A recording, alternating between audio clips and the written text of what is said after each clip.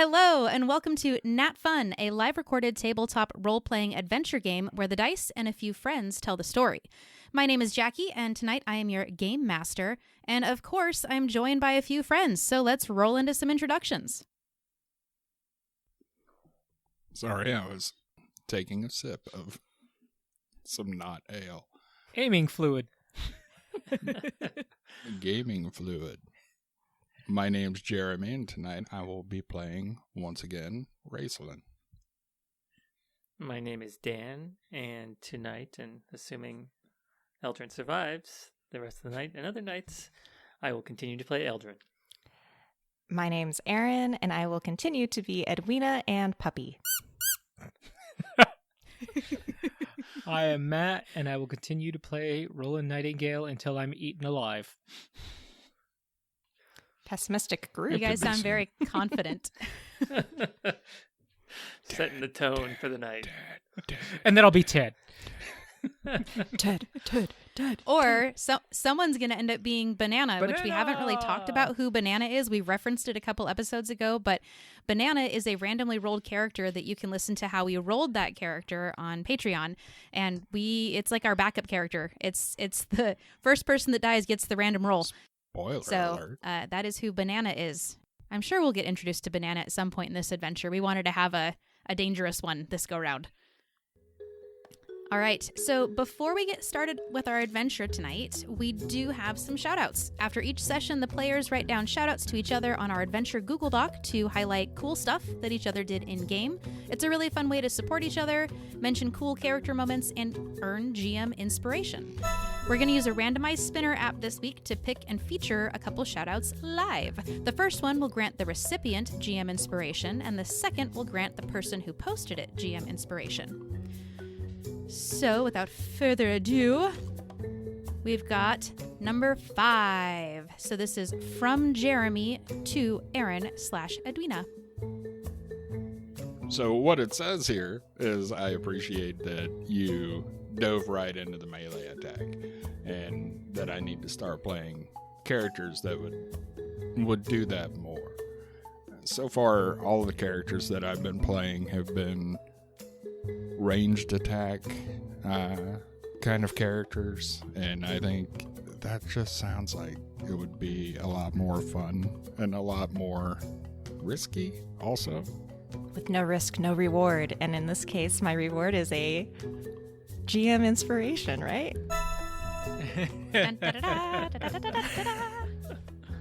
There you go. All right.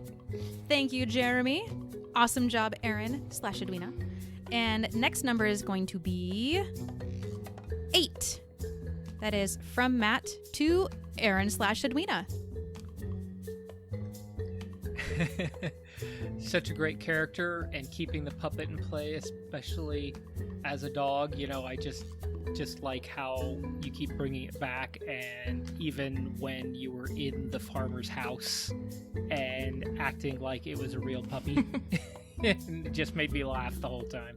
Thank you. All right. Thank you, Matt. So that is a point of GM inspiration to Aaron for the first one, and a point of GM inspiration to Matt for the second one.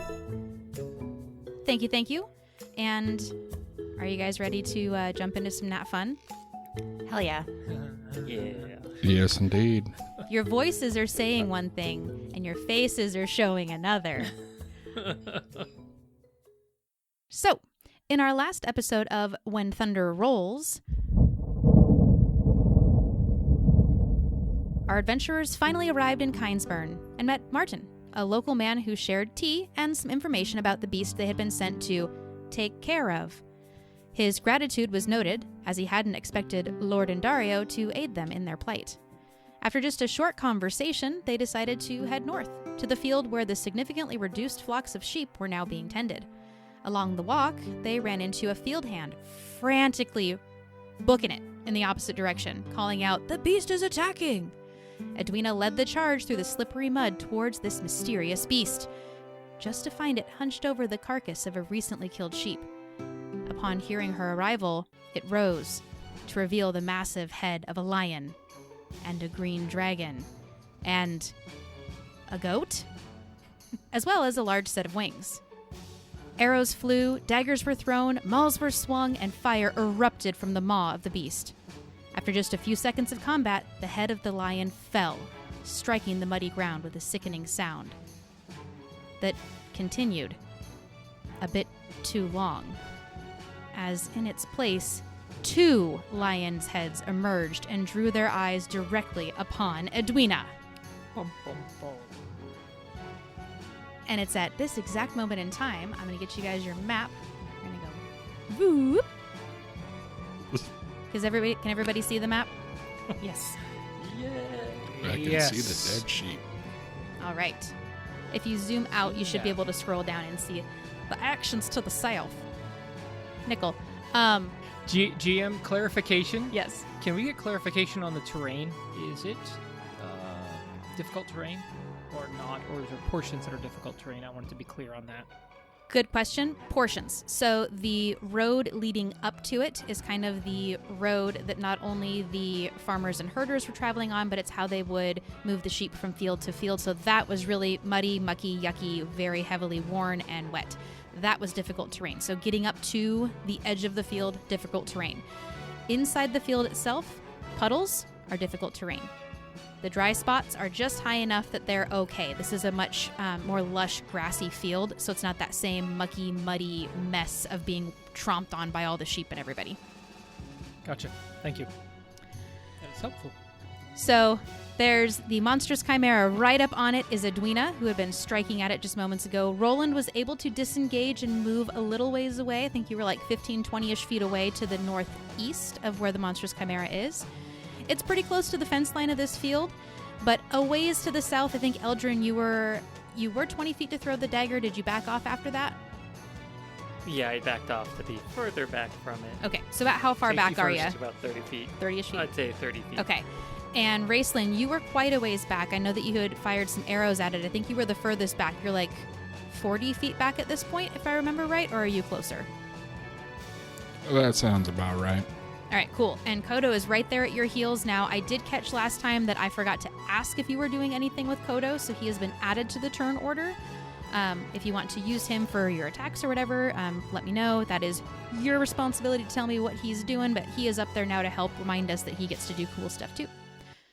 So now, the Chimera, with a massive green dragon's head, a huge goat head, which just erupted fire across Roland's back moments ago, and now 2 angry, growling lion's heads staring straight at Edwina. All right, so Chimera's turn. It is going to roll something real quick. Noted. Not ominous at all. Now, it's got a few attacks, but I believe, Edwina, you're raging, right? I sure am. All right, that's a good thing for you, because you're the thing right in front of it. It's not She super is happy at now. you. So it's going to go ahead and make all of its attacks at you, Edwina. Bring it. All right, that's what I like to hear. So first, the green dragon is going to rear its head back and come down and strike at you. Does a 24 hit your AC? Guess what it does? I only saw the 4, and then I moved my little screen. That's why there was some hesitation in my voice. All right, so it's going to strike you, and it's going to bite down on your shoulder. And with that, I need you to make a Constitution saving throw for me, please. Okie dokie. I'm just double checking that I don't get advantage on that, and I do not. Just on strength and dex and Constitution 21. Oh, you got it. As it bites onto your shoulder, what kind of armor do you have, Edwina? She's got a mix of a couple different things, but the most important is her breastplate, which is going to be very shiny and very strong, hopefully. So this thing is really big. As it comes down onto your shoulder, it actually, most of the tips of its mouth hit the 2 hard points on your breastplate. Only a few teeth pierce through and actually strike you on your skin. Since you made your Constitution saving throw, you're going to take half of the poison damage I'm about to say. You take 10 points of piercing damage, and you take 7 points of poison damage. It was 14, rounded down to 7. Okay. And you do feel, as the teeth do pierce through, you feel slightly sick to your stomach for just a brief moment. And you can tell, there's a little something extra in there. But you pull your shoulder out, and as you start to rotate your body, plant your feet, 2 claws come at you. Quick question. If I have resistance to bludgeoning, piercing, and slashing damage, do we take that 10 and make it a 5? Heck yeah, you do. Okay, so 5 points of Yeah. piercing, 7 points of poison. Affirmative. I gotcha. That's why barbarians rule. All right, but those claws are still coming at you. Okay.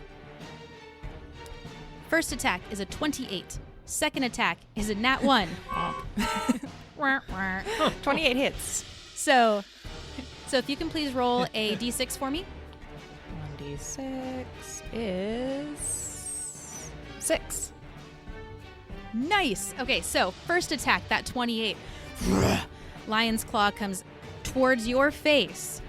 You're able to lean back, and it just scratches across your shoulder, and you're going to take 15 points of slashing damage, rounded down because you're raging. Yeah. Yeah, I saw that smile.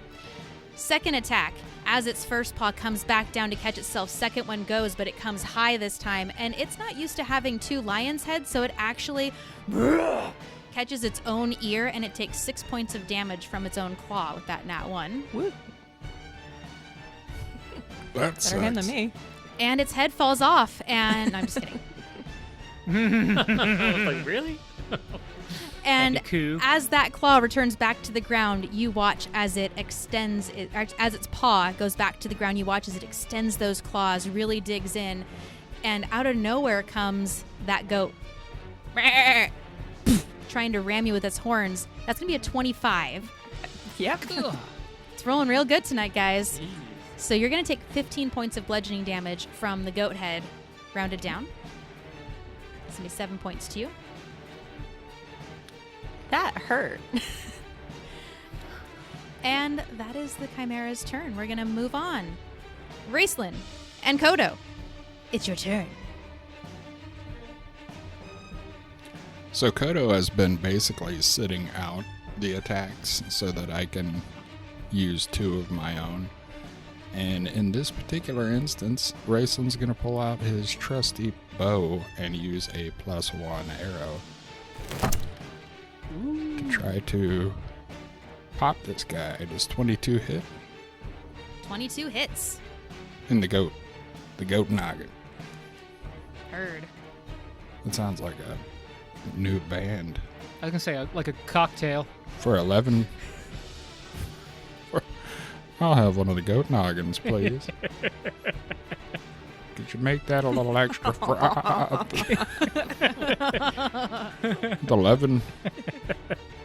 11 points of piercing damage. Heard. 11 points. Gonna have a little kick.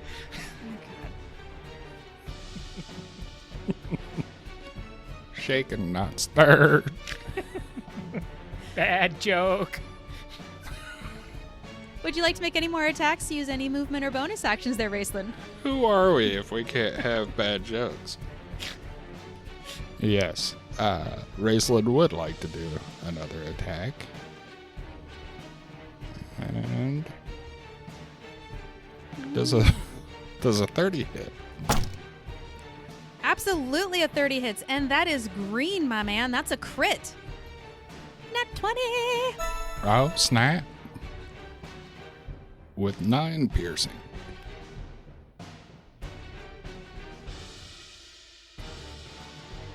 I'm just checking now. I don't think it did the crit. It kind of did the crit. If you hover over it, it does 1d8 as his 7, and then the +2 is an additional d8.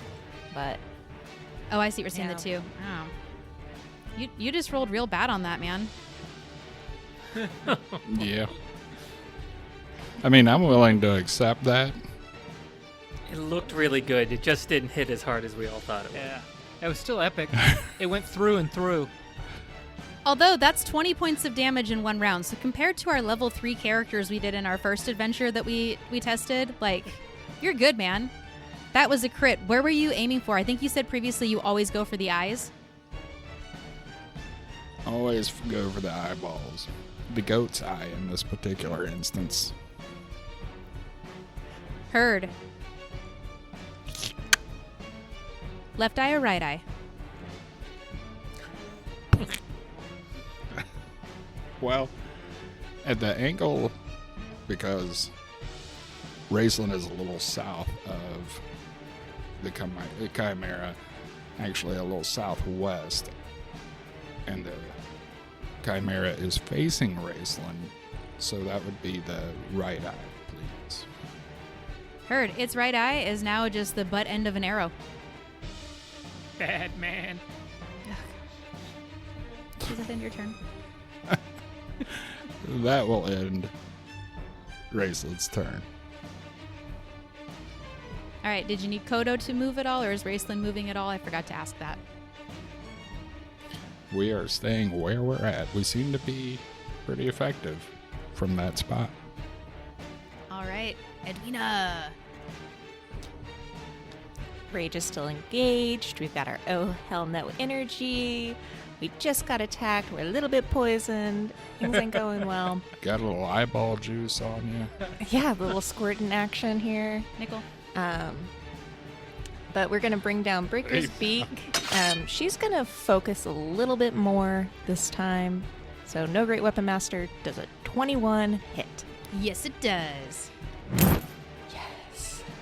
And we are going to do a lot of damage because Breaker's Beak is a magic weapon. So we get the 3 from the Rage, we get the 16 from the Bludgeoning, and we get 5 from the Lightning for a total of 24. Heard. Where are you swinging, by the way? We are going for Kitty Cat Head number 2. Oh, this can only go well. Because she's terrified of it and it's right in front of her. Not anymore. With that strike, you knock Kitty Cat Head number 2 unconscious. It's just dangling. Woo. Okay, I like dangles. So she goes for head number 1 Nickel.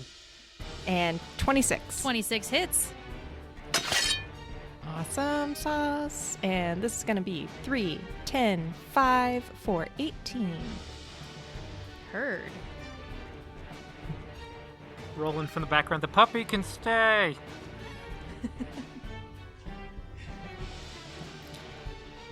And with that, she's going to stay there right up front, but that will end her turn. All right, next up we have some very panicked sheep. Still running around. They're going to run. Oh, they're not doing anything fun. They're going to run in the 11 o'clock direction. They're just going to run their little way off the map. No fun, sheep. Eldrin, you're up. Probably for the best. All right.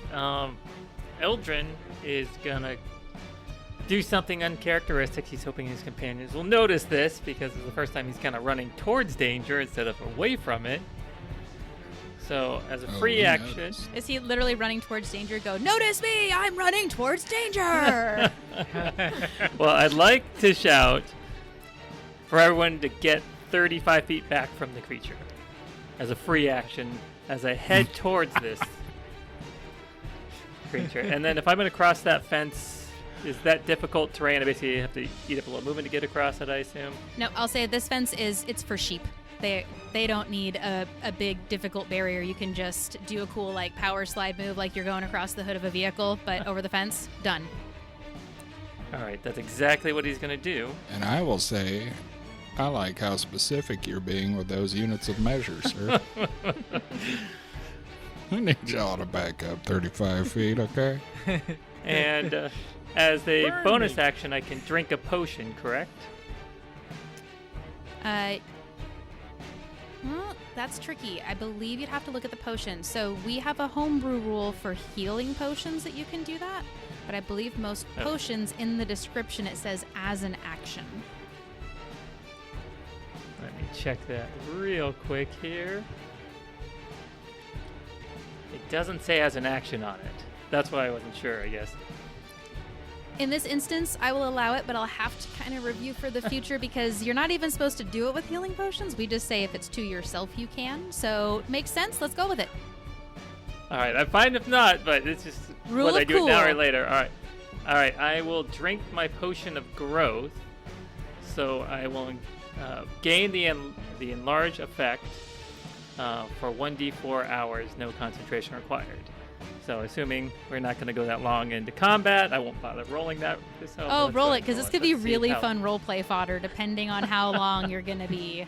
All right, 1d4. If it lasts for more That'll than be 9 hours, you should contact a physician. It's only 1 hour, so all right, 4 that hours. one. Get that nat 1 out of the way there. So, all right, so I will be enlarged, and then as my action, I will cast invisibility on myself, about halfway to the creature. So you're gonna hear me shout. I'm gonna get real big as I jump across the fence, and then I'm gonna disappear. Done. And that will go ahead and end my turn. Sounds good. If you can please throw the invisibility marker on your token, I'd appreciate it.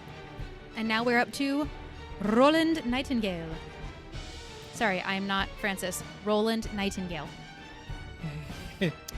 Okay, Roland is very impressed, and he's going to run back another 15 feet or so to the north to just make sure he doesn't forget to do that in the near future.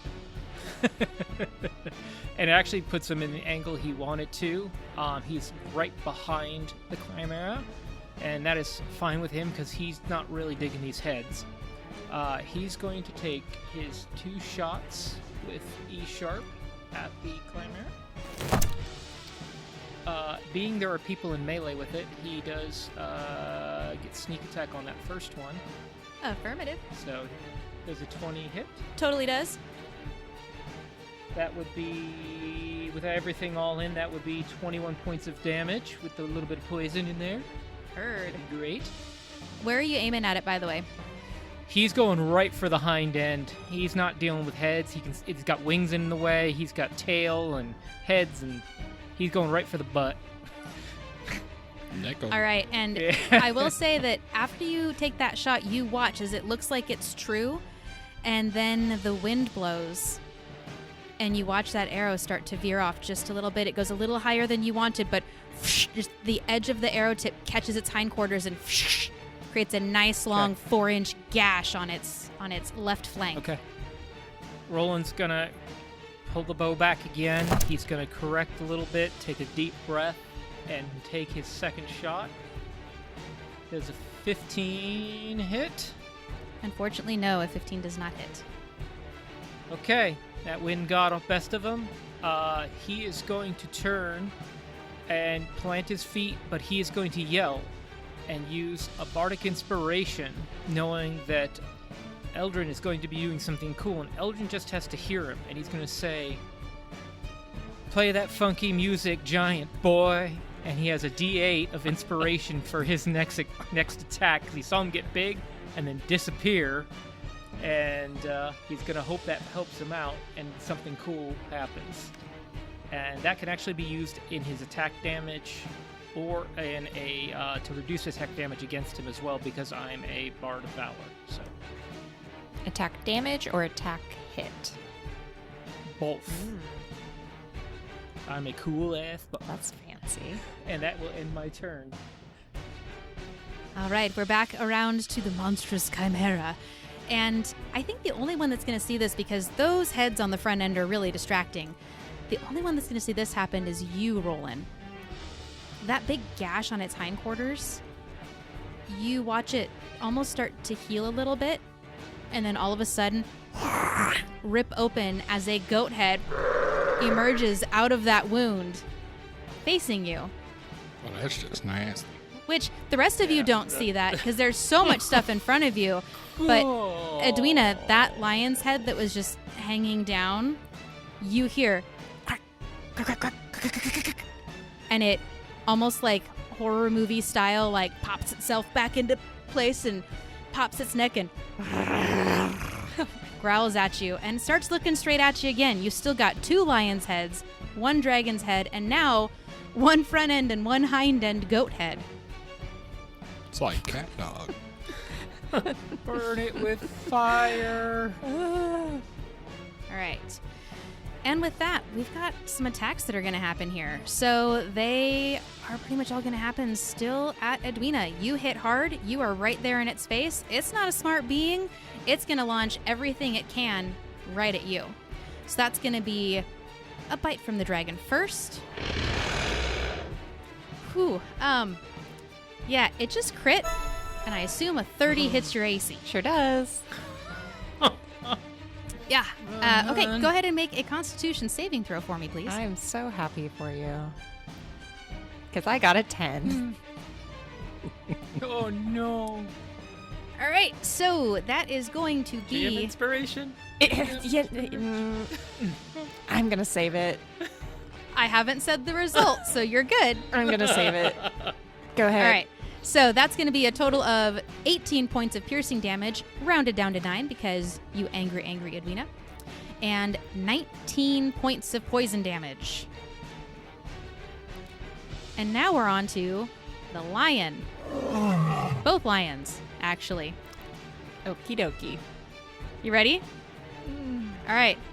The one that tried to swat at you and then you knocked it unconscious, but it had cut its own ear, it's not confident with its so many current turns. mobility abilities. So it's just going to try and bite at you. So it's going to bite 23. Hashtag concussion. That's 14 points of piercing damage, rounded down to 7. The other head is going to launch a claw attack at you, 21. Does hit. All right, that's 12 points of slashing damage, rounded down to 6. Heard. And then that goat's head again is going to try and hit you. Yep. 14. Does not hit. 14 does not hit. All right, herd. We're having a good time here, guys. And now it's going to run backwards Dragons and lions and Attack of with its opportunity. final goat head Well, okay. straight towards Roland. So that means that Edwina and Eldrin can do an attack of opportunity if you so wish. Hell yeah, I do. Get back here, you coward. That's a 20 to hit. 20 hits. That's going to be 3 from the rage, 9 from the bludgeoning, and 6 from the lightning. Melee. 18. Yep. Ooh. Herd. And I will say, I do want to call out, instead of hitting on the head, she wants to kind of like undercut it and hit it in the chest. Herd. Eldrin's gonna take the attack of opportunity. It's too good not to. He likes being invisible, but gotta hit while the hitting's good. So he will take his short sword, draw it, and make his attack. He rolls a 9. Awesome. But I can roll a D8. I do also think so. I'm trying to think. With an attack of opportunity, technically it is an attack. If you were invisible, you would have advantage on the strike because they can't really see where you're coming from. So in the moment, since you're losing your invisibility, high risk, high yes, reward, I'm going to true. say you have advantage on this strike. All right. Again with the sword. Rolls an 11. Inspiration. Roll a d8. I don't have any inspirations. I mean, you're a bardic. Yeah, I'm gonna add the bardic inspiration for a Oh! 1. 12. Wasted so bad. Everything. It's cool. All right, so you've done an awful lot in a very short period of time. You took that potion, you got ginormous all of a sudden, and then you became invisible, and then you tried to swing at something. Like, what did this look like? Did you just, like, not realize how big you were? Like, what does it look like when you miss? His short sword was a toothpick. Oof. I'm gonna say that I'm a little gawky. I'm, again, not much of a fighter. Not the greatest with weapons, and being twice the height and all that, just not prepared for swinging and just overshot it, just right by it. Completely, fully, not even cutting hairs.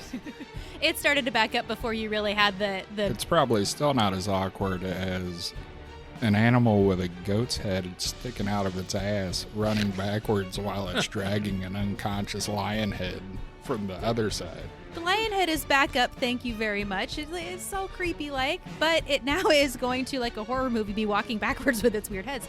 So it's going to It is not good back here. lumber. I'm not going to say charge. I'm going to say lumber backwards towards Roland. All right, Roland, does a 25 hit your AC? Pretty sure that connects. That's going to be 16 points of bludgeoning damage as that goat's head on its left butt cheek slams down on you. Uncanny dodge as my reaction. I misquoted myself last game and did not realize I was misusing it, so that would be down to 13 or 12. I thought it was halved for uncanny dodge. Yeah, so what was 16, so rounded down to 8. Woohoo! Ow! And we are Coach. back to Raceland. Well, given the distance that we are now, and also the fact that Eldrin is huge, Raceland is going to move to the side a bit, to the right, so that he doesn't accidentally clip this giant person that's standing between him and the Chimera. Smokescreen. like a used car balloon man, you know, how they dance around flopping in the breeze. And he's going to let fly with an arrow from Stinger, his trusty bow, and miss with a 13. 13 unfortunately misses. Well, luckily, he's got another attack. So, Ooh, wow. how about a 27 instead? 27 sounds pretty darn good. That totally hits. Roll for damage. Now, ordinarily, he does always aim for the eye. But Edwina gave him the inspiration to go for the chest. Which one? That's one chest. It's just a big Which chest. Double D's. You get a D&D. eight piercing. Heard. 8 points of piercing damage.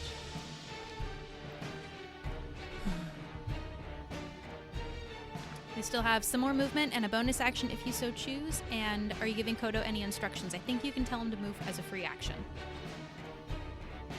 I'm gonna do a little click of the tongue so that Kodo will move up by me.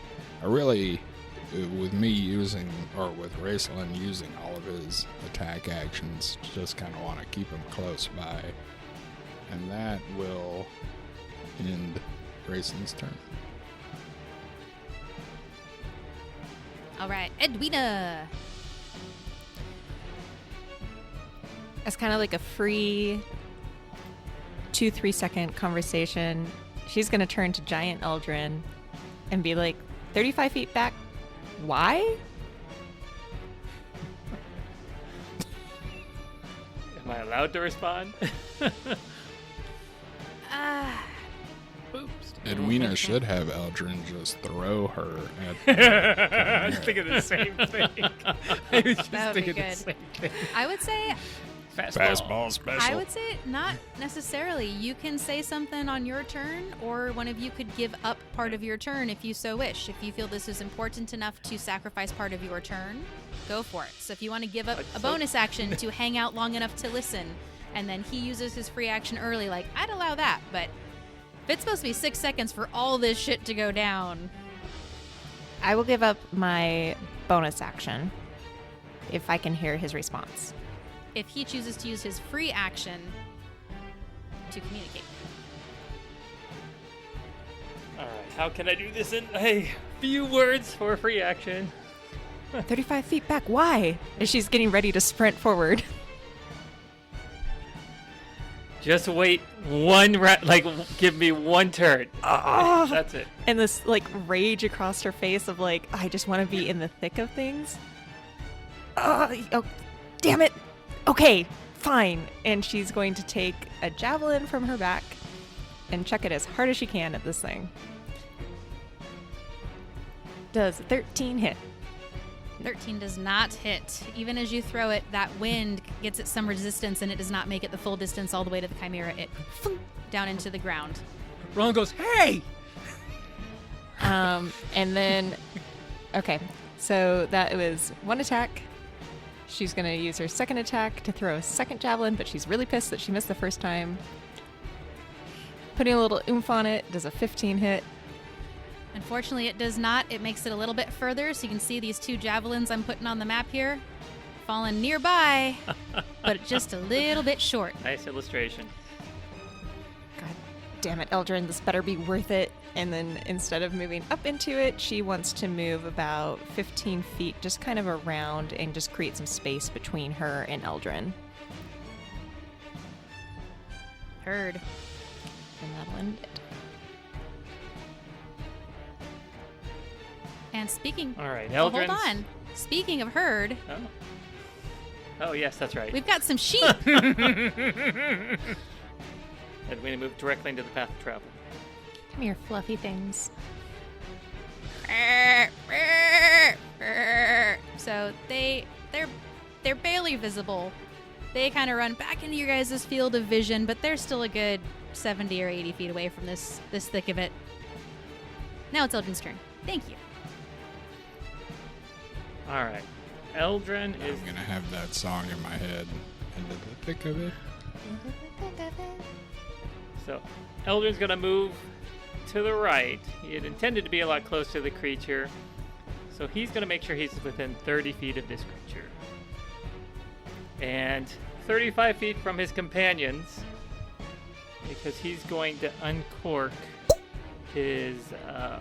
it's the dust of sneezing. So creatures within 30 feet will have to take a DC 15 Constitution saving throw, including myself, but GM, I would like to, I moved, say, 10 feet there, to, as a bonus action, cast Misty Step while holding my breath while I'm sprinkling this, so I don't have to take that Constitution saving throw and get outside the range of this dust storm. That is so clever and so technically right. I will allow it. That's pretty awesome. I can hold my breath for 6 seconds. All right. All right, so a Constitution saving throw. Yes. It's a DC 15 Constitution saving throw. That's a mighty 12. Awesome. So if they fail the saving throw, they will become unable to breathe while sneezing uncontrollably. A creature affected in this way is incapacitated and suffering. As long as it's conscious, the creature can repeat the saving throws at the end of each turn, ending the effect on its success. And I did look into this too briefly.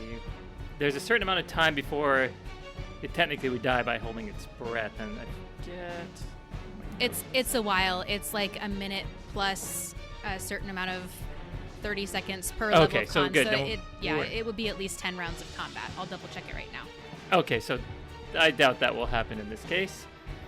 And so I will go ahead and, after sprinkling this dust in the air, cast Misty Step and head over to the left to Edwina's direction to be next to something nice and sturdy, hopefully. Whoa, big man. Poof, right next to you. So I hope everyone appreciated the magic show. That will end my turn. All right, suffocation rules. A creature can hold its breath for a number of minutes equal to 1 plus its Constitution modifier. So it's got some time. Okay. I figured, but... With 4 heads, like circular breathing kind of thing. Yeah, I'm trying not to be mean, but because of some of the other things it can do once it has more than its original 3 heads, I'm kind of really tempted to do a second roll for the other 2 heads. Or for flavor, if you guys are good with it, it can just be the butt goat. I thought that might be the way it would go. I thought you'd be like, okay, well, each head gets to make its own save. And But there's like, only one set of We'll try. lungs. Yes. I'm going to say, because of some other things that this homebrewed version can do, I'm not going to roll for every single head. But I do feel like the regrown versus the OG heads are different. So I'm going to roll for the regrown heads.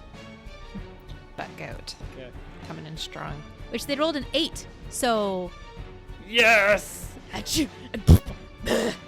it's just not happy. Does butt goat sound more like a toot than a sneeze? I think we'd have to ask Roland because he's the closest to it. Roland, what does butt goat sound like when it sneezes? Bap! Bap! So this goat is sneeze farting right in your face. Oh Let's go yeah, back to it's the least of my problems currently. let's go back to 2020 Snorting. and wear your Snorting. face mask. Protect call you that from droplets. Snarting.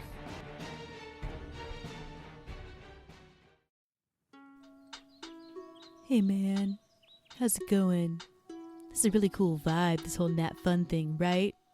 Well, if it's vibing with you, rather than just chilling, maybe you could take a second and tell a friend. Or even better yet, drop a rating or review on whatever podcast listening network you prefer. It totally helps other people find the show. Whoa, that sounded cool. Whatever. Let's get back into it.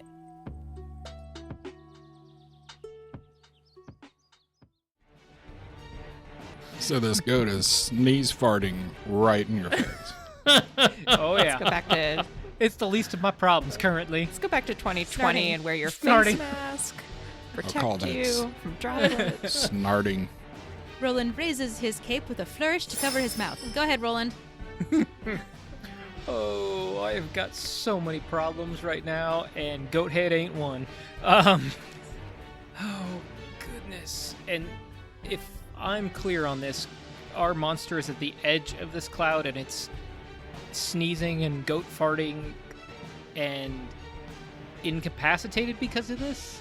Yes, it is sneezing and throwing its heads all over, completely distracted. You don't understand why, but it looks like Yeah. it just like a bunch of sand or something got blown into its face. It's just it can't even but that, times what? 5? Yeah. Okay, Roland's just gonna make a break for it and get away. He's gonna run north about, I don't know, 30 feet. Just to keep running, but he wants to make sure he can still see his friends. Yep, and that's about what he was hoping for. He is going to then, God, he knows this isn't the right answer, but he's not going to aim for butt goat, but he is going to still continue to shoot 2 arrows into the chimera again. He's aiming for the other rumpage area if he can. He knows he does not get sneak attack on this, so we're just going to go for straight attacks. First attack. It's just rude to sneak attack the rump, man. So I've been told. That's a 12, so I think the sneezing and goat farting, he was just he missed, I'm pretty sure. 12. Oh yeah, the whole creature is right there. You were aiming for this big, massive piece of flank, and it's almost like a bucking bronco as it's sneezing and throwing its heads around, and it just whoop, goes right over. Yep. Okay, and he's going to take his second shot. He's going to take a deep breath, hum a little tune. Got a friend in me. Got a friend in me. 17. 17 hits. You said you're to the north, correct? Yeah, I'm from the north, and I'm shooting for more of the body, hip, back leg kind of area. Gotcha. That is 12 points of damage. 6 damage, 6 poison. Got it. And correct me if I'm Okay. wrong, I think you would get your sneak attack. Nobody's in melee with it. I thought you said something about you got it at the beginning. Did I mishear you? No. Okay, sorry. I did. Yeah, nobody's in melee with him, and I'm not hiding, so I did not. There's no advantage, right, for Nope, incapacitated. you must have said, I don't get my sneak Yeah. attack, and I heard I get my I mean, sneak attack. yeah. I'm like, well, if you didn't hit the first time, Yeah, you can no, get it on the I second. was being honest. You're good. I was trying to help you. Yeah, well, Ignore me. I know. Actually, if he is incapacitated, I do get advantage, but oh well. We'll just play with it. No worries. Do you have advantage on a I'll look creature that that's up. incapacitated? Dungeon Dragons attack rolls against incapacitated creatures have advantage. All right, there you go. So that would be, instead of you rolling a 12 followed by a 17, your first roll was a 17. And because you had advantage, you would get sneak attack. Yes, so I need to turn on sneak attack and then reroll the Yep, we'll damage. keep the damage that you rolled, but add whatever sneak attack pops up. Okay. Wow. Nice. That would be 14 points of sneak attack on that. All right, so what's the total? That would be 12 plus 14. That would be 26 points of damage. Heard. So, and that would be on my first attack technically, Yes. because I had advantage. So my second attack without sneak attack, well, it's incapacitated. I guess I get, You still have advantage, just but get you can only advantage. get sneak attack once per. but no, get the once per sneak turn. attack once per turn. Correct. Yes, I'm working through it.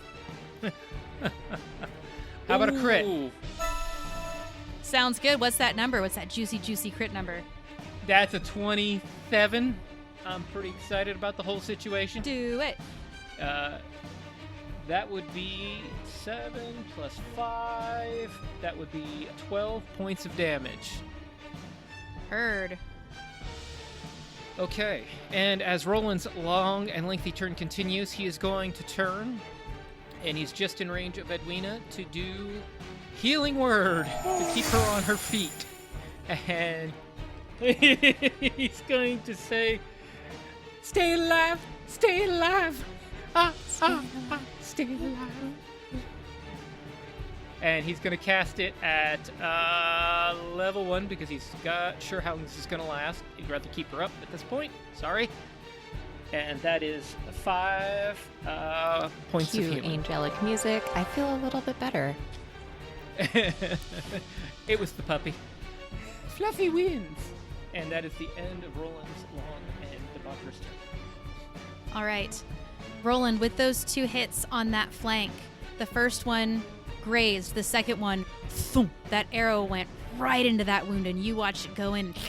You heard the muscles tear from that arrowhead from E Sharp just sitting right there. And now you hold your breath for just a half a second as this thing is just dancing around and sneezing all over the place. And you watch that arrow slowly start to back out and fall. And this just green, dark, almost shimmering thing forces its way out as a green dragon's head erupts from the other butt cheek. Are we just going to weigh it down with heads at this point? And I believe it gets to redo the con saving throws, correct? Yes. All right, doesn't get to do much else on its turn. First one is a 23 for the original heads. No. Second one is a 13 for the new heads. Hooray. So you have a sneezing lion head in the middle, you have butt goat sneezing, and you have butt dragon sneezing. And then you have 3 normal heads. Yep. that is the appropriate anatomy of the chimera at the current moment. And that ends its turn. That was the last thing it did, was that con save. So, to Raceland. Well, Raceland doesn't really know what to do at this point because, as Roland pointed out, we're just weighing it down with new heads. But he is going to move forward and hop this little fence.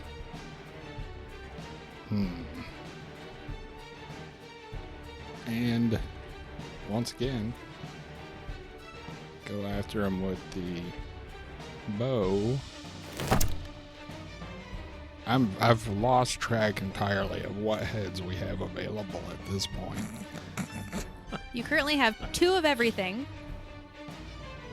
1 dragon, 2 lions, and 1 goat in the front. Party goat on the left butt cheek. Party green dragon on the right butt cheek. Well, we're going to shoot for a dragon eye on the front this time. And get a 29. 29 totally hits. With 13 piercing. Heard. And quickly sling in another arrow there and go again. And miss terribly. He's going to call Kodo up beside him.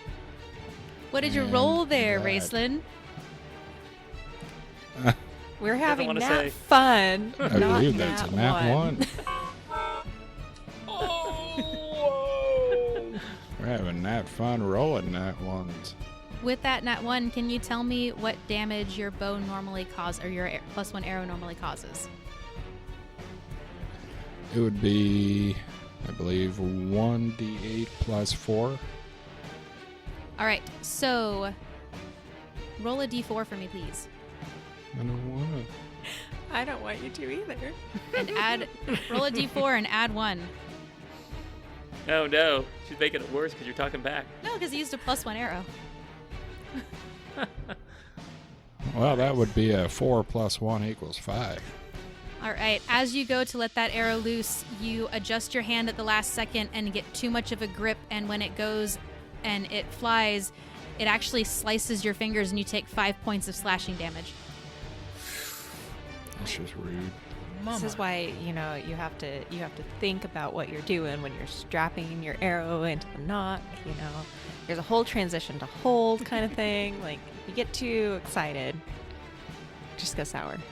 Just gotta hold it gently. All right, Edwina, we are up to you, and correct me if I'm wrong. Did you take any damage last round? I didn't, but I did make attacks, so my rage is still intact.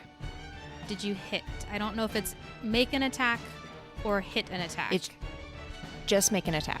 Okay. Yep, you just can't sit there and be like, I'm twiddling my thumbs this round because I'm angry. No. She was really upset that Eldrin made her not take a turn. It was that she thought about attacking him.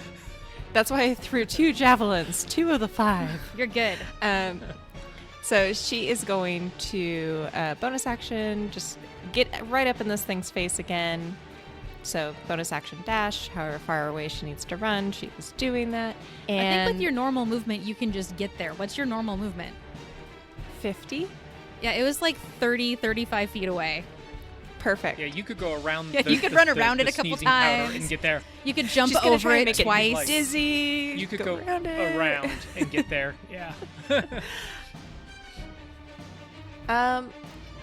Actually, with that, she's gonna have an idea moment. Rare for Edwina. She's actually gonna come up to its side, because apparently heads keep popping out of it, so maybe heads shouldn't be hit. And she is just going to try and wail on the flank of this thing. She's getting real Wow. mad. The heads do come out where it gets hit on the flank. She hasn't connected those dots yet. Just heads get hit, more heads come out. It's been like 18 seconds. We are going to try and do Great Weapon Master, and does a 16 hit. A 16, just barely, does not hit. There are a lot of expletives running through Edwina's mind as somehow this very limber sneezing but scampers away from her. She's going to try and hit again without Great Weapon Mastery, and 15 does not hit. But she's mad enough, she wants to use that GM inspiration. Go for a 3-peat. 24, baby. Give me it. 24 totally hits. Oh, yeah. That is 3 plus 8 plus 5 for a total of 16. And she is going for smacking it in the spine, bringing the maul straight down on its spine. You know, like how the cat's like back kind of like comes into that like nice little U shape. That's where she's aiming. As you come down with Breaker's Beak, you hear a sickening crash and cracking. and you watch as some of its ribs on your side actually break out through its chest cavity, and you see some juicy bits fall out a little bit and start to hang underneath it. It's looking a little bit hurt. You see a little bit of blood coming out of the ear of the dragon that you just ran past, and you hear all of the heads that are not sneezing. The other ones cry out in pain. It's looking a little rough. Baby back ribs. And that is going to end my turn. All right, we are to the sheep. Bring on the bad boys. Get 'em, sheep. They are going to use their full movement to run in the 5 Bad o'clock boys, direction. Bad boys. It's bad. Oh no. Oh no. And they start to get close to you, Eldrin. They're like 10 feet away, just. Step on him, Eldrin. Just step on him. All right, Eldrin, you are up. All right. Eldrin is feeling brave. He will run up right next to this creature, next to Edwina, and he's going to attempt to throw a net over this thing. Since he can't really hit much, let's try a net. How big is your net? The net is for creatures a large creature or smaller. All right, it is large. You're good. Oh, okay, I wasn't sure about that one. But I thought it'd be comical to rip through it. So, all right.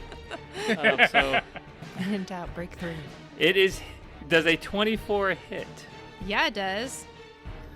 All right. And the creature is restrained until it's freed, so it can make a DC 10 strength check on its next turn, I assume, because it just says it's restrained until it's freed. Is that correct? Can you throw that description for me, or is it just Copy and paste it in chat. Okay, thank you. You guys have so much fancy stuff I've never been on the opposite side of you using. I love the creativity. All right, so you ran up. You threw a net. What else you doing? He's going to use his bonus action to drop his arm blade and release Faust's blade for a future attack chance. And he's going to just stay in his position because he's used up his movement and all his actions here. That will end my turn. Top of the turn order to Roland. Okay. Roland sees everybody pretty close up, but he's got something. He thinks poking this thing with sticks is making it worse. So he's gonna reach deep into his bardic bag here. He's pulling his lute, and he's gonna say, "I'm in tatters. I've been shattered." And he's going to cast Shatter 5 feet to the right of the creature. Cast it right there. Nice. There, knowing the spell, knowing what it does, but he's also going to cast it at a higher level because he is done playing. We're going to cast it at level 3, which should give me 4d8 damage. The creature needs to make a DC 15 Constitution saving throw or take half damage. Take full damage or half damage. All right, let me double check incapacitated. It doesn't say anything about saving throws, so I think it does still get the saving throw. It just can't take an action or reaction.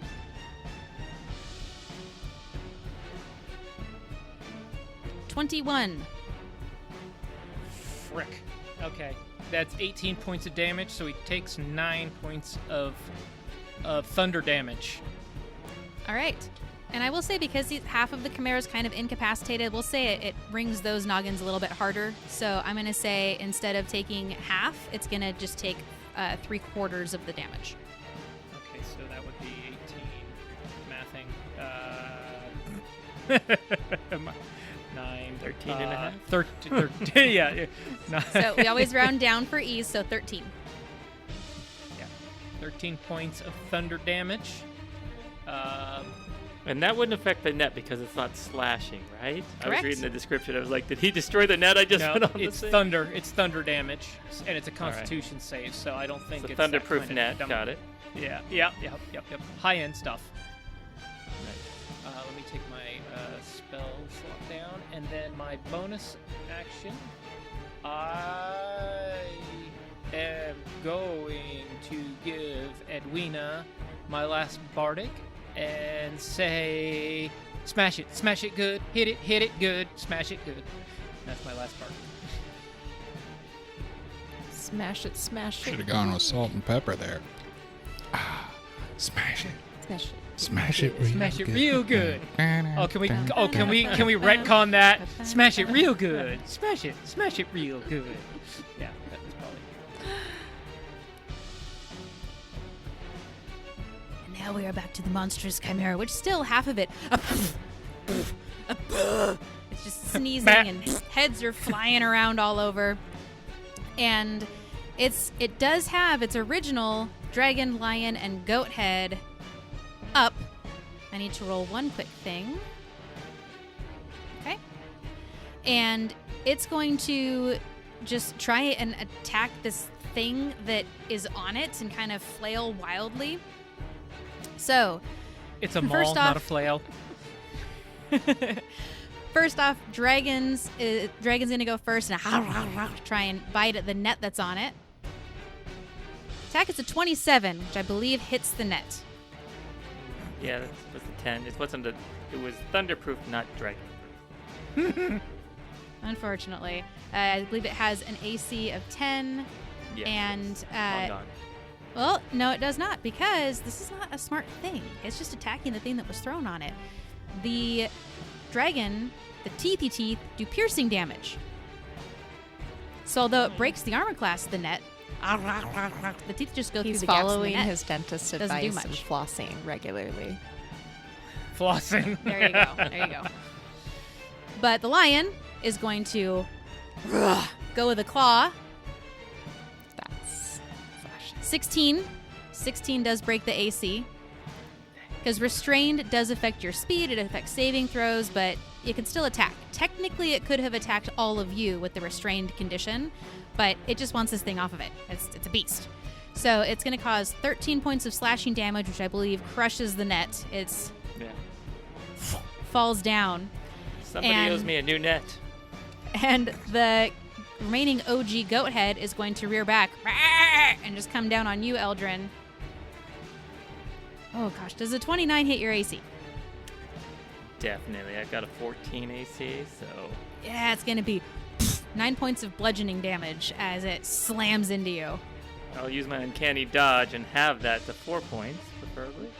Yep, 4 points of damage to you, Eldrin. And then it's going to take its new heads and do the Constitution saving throw to see if it can stop sneezing yet. And it crit on the con save, so that's 24. It's not sneezing anymore. Run away! Raceland! Well, Raceland is kind of a one-note wonder here. It's gonna He's going back to the town. aim at that open wound that Edwina created and pop him with an arrow for a 19, which I believe hits. I believe it does. I will also say I've noticed that all of your rolls are with those +1 arrows. How many +1 arrows do you have? Because each time you attack, one of them flies away. You are correct. I've got 2 left. All right. Thank you, sir. Actually, 1 after this next one. The last arrow. All right, but I apologize. I cut you off. What was the damage on the first attack? The damage on the first one was 6 piercing. Follow that up with a 17, which I believe also hits. Well, it would, but at first attack that you made, you're shooting into the wind. So as it goes towards the chimera, it veers off course a little bit, but just barely still clips it for that 6 points of damage. But your second arrow that you let loose, it looks straight on, right where you aimed, and then it moves a little bit, and then you watch. You have long hair, right, Raceland? Mm-hmm. You watch as the wisps of your hair just out of the corner of your eye move, and you know the wind just blew it off course. It does not hit. It is a -2. It hit Eldrin. Oh, no. It did not hit Eldrin, but it did not hit the chimera. And, well, you know what? With that, we're going to use movement here to move up closer. Come join the fun. Mm-hmm. That will end Raceland's turn. Dakota never wanted to be far from Raceland. Is going to move up, and that will end his turn.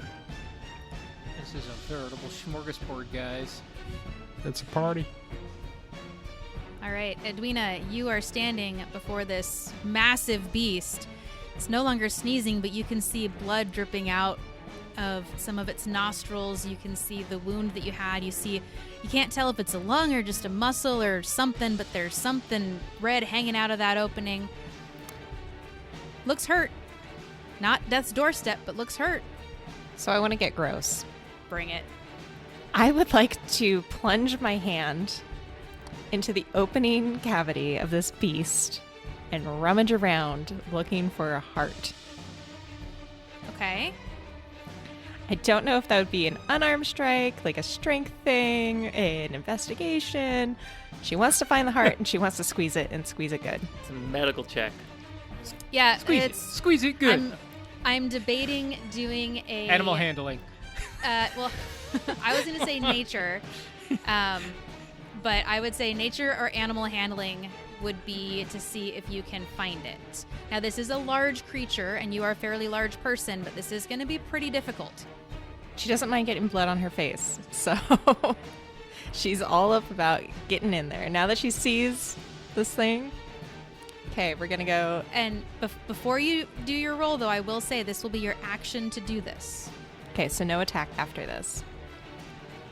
If you find it, you can cause damage, but there's no like, oh, I didn't find the heart, pull my hand out, and I'm going to swing at it 2 times. Like, this will be your action to do this, just like if you were investigating frantically on the desk to look for the phrase that you have to say to stop the ritual. Like, it would be your action to do all this stuff that you want to do. Okay. Your choice. I want to add on to it that even if she doesn't find the heart, she's going to grab something in there, and can we make it an unarmed strike attack? Sure. Okay. Just so we can still keep the attack up. Or the rage up. All right. It is a high DC. Everybody, we're going red on this roulette wheel. Does a 7 find the heart? Fortunately, no. Found his pancreas. All right. It does not. I put it at a DC of 18, so... That's fair. She's going to rummage around her hand in there, like those like surprise like tapatio whatever bowls that you would put your hands into as a kid and kind of like feel around. It's all warm and gushy, and she's just gonna find something that feels a little round, and she's gonna grab it and she's gonna squeeze as hard as possible. You can pick whatever organ or not organ you want, but she's gonna squeeze it. It will be a lower AC because it doesn't have that thick hide protecting it. Okay. I don't have an unarmed strike attack, so I'm going to do like a strength, which she's going to get advantage on because she's raging. What does a 20 hit the inside of the beast? Yeah, 20 hits. Okay. And, I don't have an unarmed attack, so... I didn't put one on your guys' character sheets, but I think it is, let's see. D20 adds strength and proficiency bonus. It's bludgeoning damage equal to 1 plus your strength modifier. Okay, wait, say that again. 1 plus your strength modifier is the damage. 1 plus your strength modifier is a 5. All She's going to do 5 internal damage. Bleed, baby, bleed. And it winces. Ah! I found its appendix. And then you see the heads look at you. For the record, her arm is still in there. She's just squeezing. Nice. And that is going to be Edwina's turn because she can't do. Okay, GM. 1 attack for that. Nah, I won't be greedy. Yes. You're good. I said it would be your action, and the only way you get multiple attacks is if you use the attack action. Yep. Your action was your nature check. Okay. All right. So, End my turn. Come on, sheeps. sheep. I'd really appreciate it if those sheep started pulling their weight. 3. Oh god. Be Come food on, or back something. again. They're starting to run straight at you guys. This little cluster of sheep. So if you run through the sheep, it's going to be difficult terrain. They're just 5 feet off of Edwina and Eldrin at this point. And with that, it's Eldrin's turn. It's getting crowded. All right, Eldrin will go ahead and strike with his Faust blade, his attached arm blade. And he's coming right into the shoulder of this creature. He's next to Edwina, so he's hoping he doesn't mangle anything she has inserted in there. But he's going to aim a little higher up on the body, let's put it that way. And he rolls an 18. 18 hits. I get sneak attack damage, and I get to roll a d4 because I'm enlarged or large, so that adds 1d4 additional damage. So Do it. Do it. all right, I Heck get yeah. 23 sneak, 5 piercing, Whoa. 5 poison because it is a magical weapon, and let me add a d4. Oh, it's a 1. All right, I'll take my 34 points damage. Heck yeah. And he's gonna go ahead and use his bonus action to disengage and move about 15 feet away from this creature, because he's pretty sure he made it angry. And let's go ahead and end my turn on that. All right. Top of the order to Roland. Oh boy. You know what? It was effective, and he's got spells. So he's gonna cast Shatter one more time. You've been shattered. You've been battered. Get out of here. Same location, level 3, at this thing. See if he can knock it down without hurting Edwina. She can take it. That would be Constitution saving throw. Otherwise, it is 26 points of damage. It rolled 15. Meets it, beats it. Meets it beats. Yeah. So that's 13 points of damage. Heard. And I'm just checking. I'm out of Bardic. I think I'm in a good location at this point. That is the end of Roland's turn. All right. Need to roll something real quick. Okay. This thing is super hurt, super angry. Edwina, at this point, you can just, your whole arm is warm and there's a pool of blood underneath. I would actually say your bicep, because you said you were like elbow deep in this thing. So it's not even dripping off your elbow. It's like you've got the warm water going down your armpit. It's dripping, big pool of blood underneath you. And you can actually feel, it doesn't feel like a heart, but you swear you can feel a little bit of pulsing in the grip of whatever piece of this beast you're holding and clutching onto. And as Eldrin struck it and Roland struck it, you felt the pulse wave of that shatter in your hand, and you can feel that pulse slowing. It's still going, but this thing is not nearly as strong at this point as it was even just a few seconds ago. And with that, it is going to, with its 2 dragons, they are both going to bite out at you, Edwina. First one is a 20. Hits. Please make a Constitution saving throw for me. That'll be a 24. Nice. That is 10 points of piercing damage, rounded down to 5. 16 points of poison damage, rounded down to 8 because you made your save, for a total of 13 points of damage if I did my math right. Second dragon head, because they are both on that side of its body, on its right butt cheek, and then right in your face. That's going to be a 24 to hit.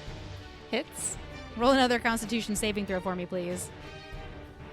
Can I keep my first one? Because that was a 15. 15 just barely does not make that Constitution save. So that's going to be 14 points of piercing damage rounded down to 7, and 11 points of poison for a total of 18 points of damage from those 2 dragons. All right. Now we've got 2 lions One is going to bite, one is going to claw. That one learned from its mistake. It's not doing that again. Now, question, because I'm on its side and I'm clinging onto it, does it have any disadvantage trying to get to me? Because it has to go around Dragonhead. That's fair. We will say that one of the lions cannot reach you unless it were to move, but I will say the claw attack, Yeah. I'm going to allow it to use its back leg for the claw attack without disadvantage because it's not going to do the bite attack on you. So it'll be a straight up claw roll. Sound good? That sounds good to me. Sweet. I gotta get crunchy. That's only a 15. 15 does not hit. Nice. It can't see you. It's blindly kind of throwing its foot around, and you're able to just lean back a little bit, and it just... It's bunny kicking.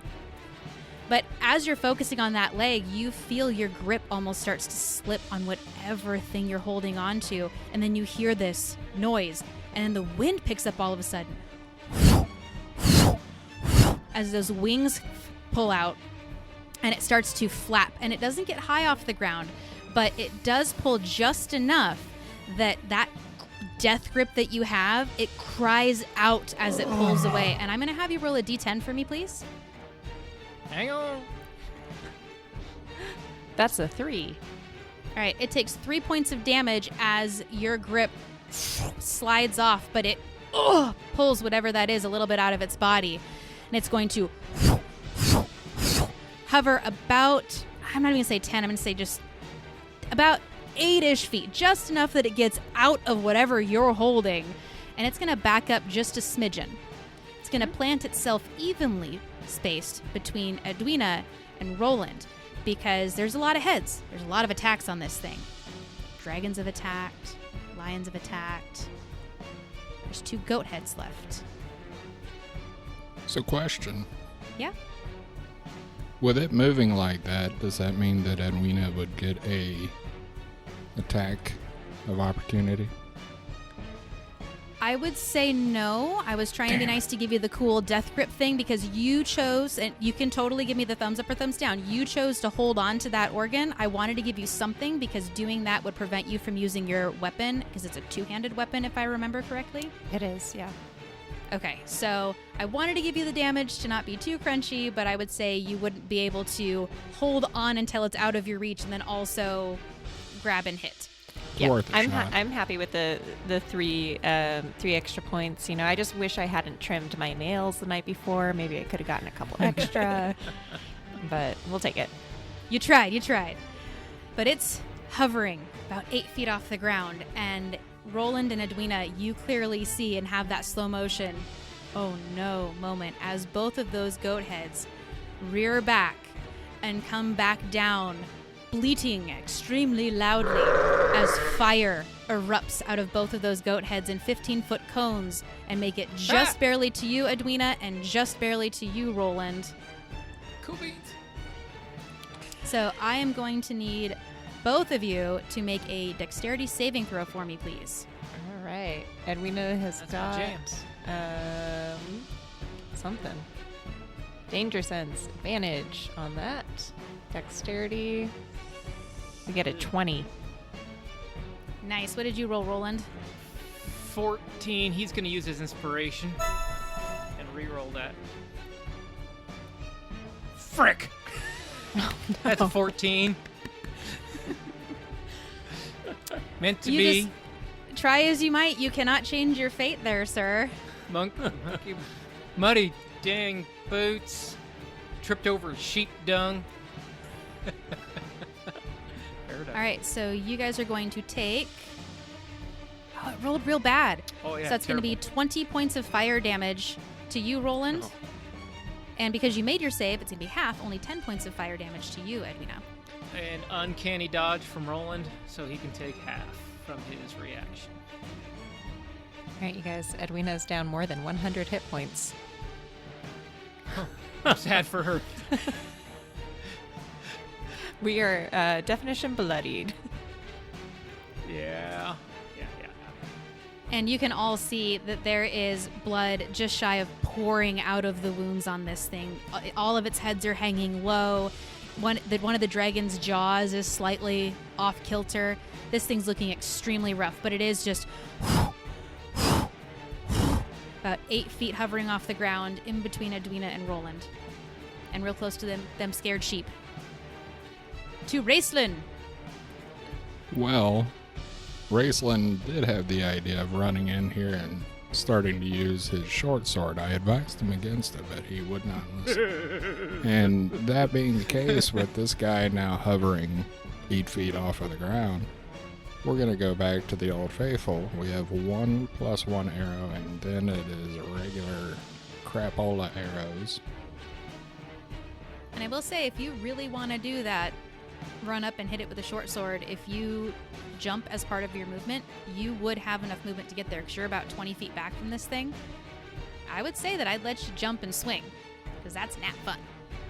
And then Raceland would run the risk of this thing deciding to Land. land on it. Stop flying.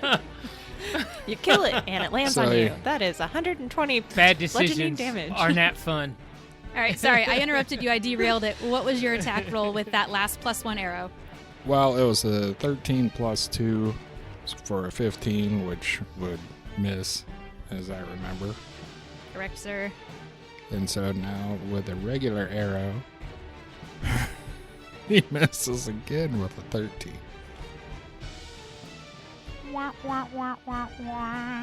Both arrows go wide. Would you like to use any movement or bonus actions? Negative Ghost Rider. We are going to stay where we are, and that will end Raceland's turn, as well as Kodo's turn. Edwina. Oh, I'm getting creative here. There's this What have we been doing so far? There's this opening in the side of a creature. Okay? It's flying about 8 feet off the ground. Edwina's about 6 feet tall, so arms up, right? She's about 8 feet tall. If she just does like a little hop, she could potentially get her hands on this opening. I would like to split the beast in 2. You can absolutely go up and you can grab it. I don't know off the top of my head the mechanics to go with other than unarmed strike, which is extremely stacked against you. But I totally hear what you want to do. So can I throw out a suggestion? I was going to say, I have an option 2 if you want to hear it. It's up to you. I can either throw out how I think we could try to make that work, or you can run with option 2. What would you like? Option 2 is climb inside the beast. No, don't do that. I would say, although it has this wound, you're a pretty big person. I don't know if it is big enough for a person to go through it. But as I said with Raceland, if you have a ridiculous amount of movement, you can use your strength modifier to jump. I think 8 feet is totally reasonable. If you want to try and throw Breaker's Beak in through that specific pinpoint opening and rip it open for your first attack, that is very doable. And then if there's flavor stuff you want to do after that, that is all doable and will cause a heck of a lot more damage than unarmed strike. I like that plan. All right. Does that achieve what you're after? I don't want to tell you how to play Edwina, but I want to try and do the really cool stuff that you're coming up with. She wants to get inside the beast. Breaker's Beak is the way to do it. So Edwina, he's not a sleeping bag. she quickly wipes that bloody hand across her chest off at that shiny breastplate, trying to dry it off, grabs Baker's Beak from her belt loop next to Fluffy, runs over, jumps up with it kind of over her head, like she's going to spike it into the beast. And we're going to use that D8 Bardic Inspiration to make that 13 go to a 20. 20 hits. Roll instead if it's complicated, you just hit it. This is very, very complicated. And with that, it's going to be 3 rage, 10 bludgeoning, 5 lightning from the inside. All right. With that 18 points of damage, what it looks like is you go up, almost like ice pick spiking it. It connects and you hear ribs break. You watch it start to rip and tear open. And as the insides start to fall to the outside, Aaron, how do you strike this creature down? Have you ever been to a 5-year-old's birthday when they get really excited and they break the piñata? It's just like that, except for instead of candies, it's entrails and kidneys and lungs and that heart she's been so desperate to get at. And as she's swinging through it, the momentum carries her forward, so the body as it falls from the sky doesn't get her, but she is just head to toe covered in disgusting, bloody, glorious gunk. Roland would like to make a Constitution saving throw to see if he vomits. And with that, boom, the creature falls behind you. Edwina, covered in entrails and blood and sinew, and just smearing it off your eyes just so you can barely look around you. The beast falls. And in this brief moment, a few things happen. And depending on where you're standing, you either see or don't see these things. I'm just gonna take it off the battle music to just like bring down the adrenaline for a second. As it falls, this is kind of instantaneously, I'm gonna go through each person what you see. Eldrin, you see Edwina go up towards it, and you watch as the lions' heads start to go down like they're gonna strike her, but they can't quite reach down. Breaker's Beak goes up, goes through it, it lets out a moan.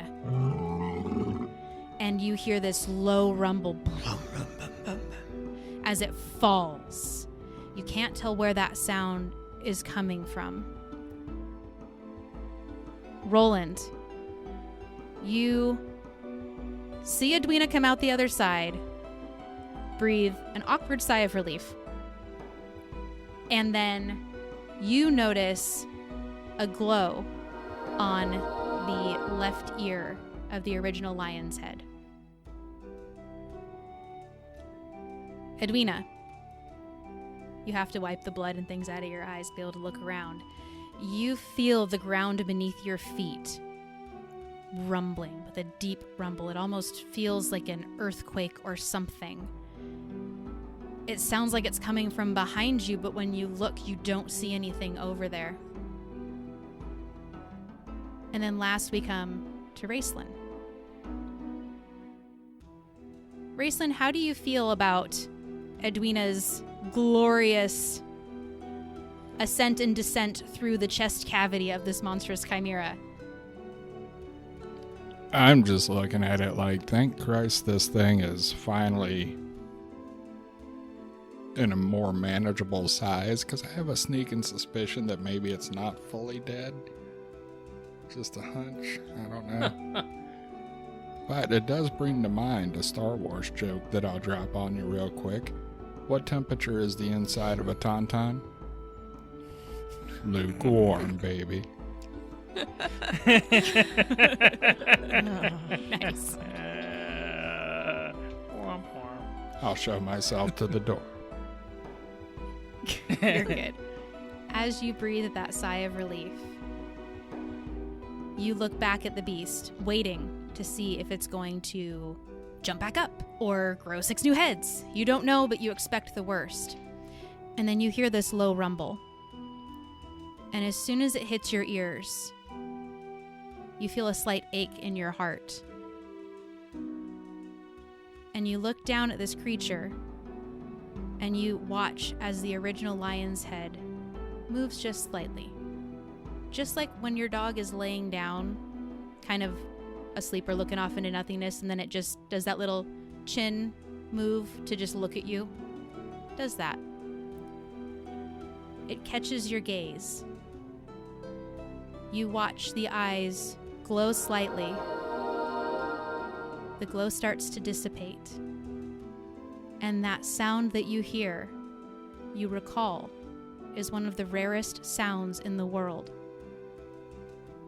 that very few people have ever heard before.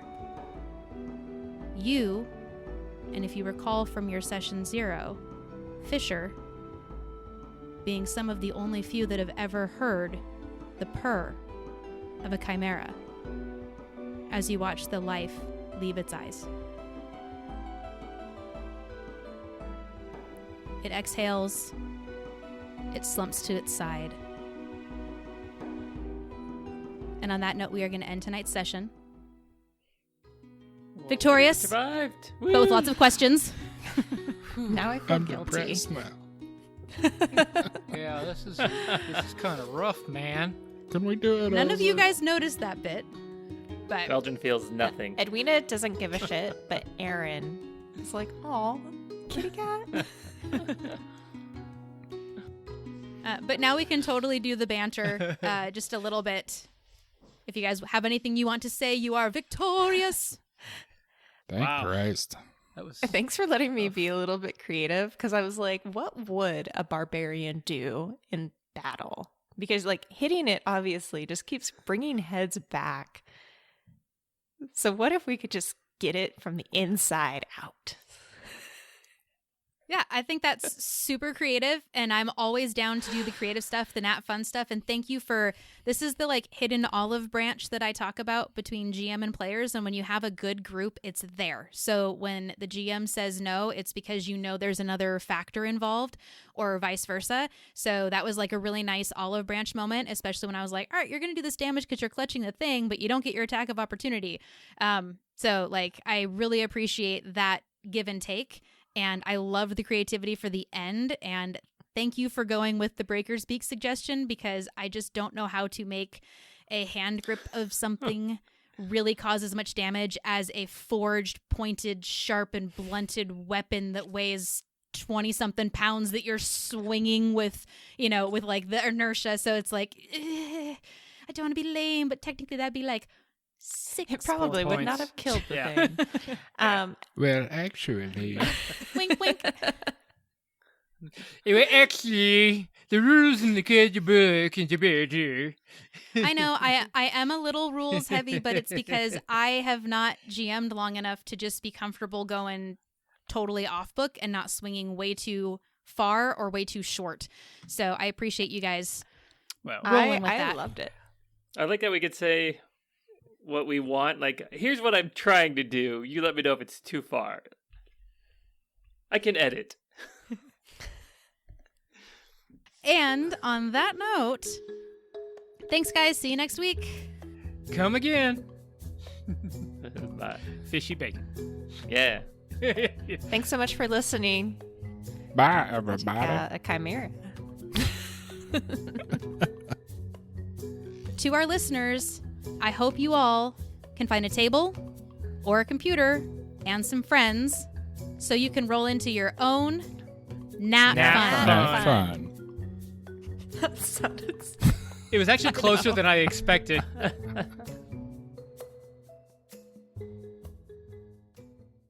So, what's in store for our adventurers next episode? Will Edwina just keep smashing its furry little face? Will Roland figure out what the glow is on the Chimera's ear? Will Raceland open up to the group about his past? And how will Eldrin cope with being supersized for another hour? And probably most important of all, what choice words will they have for Lord and Daria when they get back to the Grand Manor regarding his simple task? Well, tune in next time to find out all that and more here at NatFun. And if you need more NatFun in your life until then, please check us out on our Patreon. We have bonus content both at the free and the paid tier. And before you hit that stop button, we've got one more thing. Because this is the launch month of our podcast, we have some extra episodes we want to drop.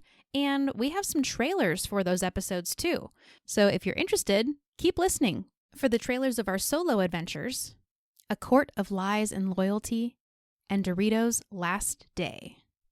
Both releasing on a special NatFun Freebie Friday this week on May 16th. Happy birthday to me, I guess. Today I turn 18, and my father is throwing a ball in my honor. It's what everybody expects a princess would want on her coming-of-age celebration, but not me. You never know who will turn up and what kind of gift she'll get. Well, I hear the music starting, so I best get to it. Gosh, I really hope nobody gives me anything cursed. Coming May 16th, a NatFun Friday freebie. A Court of Lies and Loyalty, a solo RPG based on The Princess and the Cursed Sword by Anna Anthropy. When I woke up this morning, it seemed like it would be just an ordinary day, until the humans forgot to feed me.